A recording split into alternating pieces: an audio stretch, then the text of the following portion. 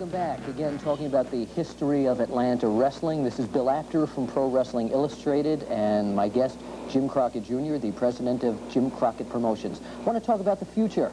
A loaded question, but what does the future hold in store for Atlanta wrestling? Well, if I had a crystal ball, it'd be very easy. As far as we're concerned, there's a great future for wrestling in Atlanta. We have an office with several employees now. I'm looking to buy an apartment here in Atlanta. This is becoming more of a home than my home in Charlotte, North Carolina, right. Spending so much time here. Great fans, a great facility for wrestling. They have two great facilities.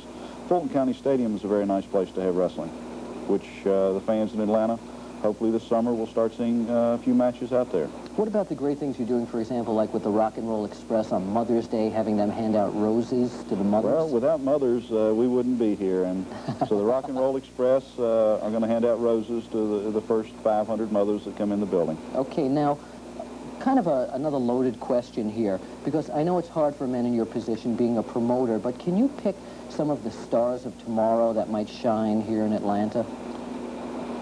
Joe Coltrane was one we had very high hopes for, and still do, but injury plagues a lot of athletes and stops a lot of careers. And his injury may be worse than we first thought. He may not be a star of the future, but he certainly has every tool to be a great star. Sam Houston is 21 years old. Got a great future, great background. He's held a title already, the Mid-Atlantic Championship. Great stars of the future. You look at Ricky Morton, a kid, you know, has already attained several championships, and one of them being the World Tag Team Champion. Magnum TA, 26 years old. Certainly, he's going to be a superstar. He is a star, but he is going to be one of the superstars in professional wrestling in the future. And there are many of them there. What about a man right now who's been around, he's a veteran, and now trying to make it as a superstar in a totally different way as Pistol Pez Whatley? Were you shocked at that whole incident? Yes, I was.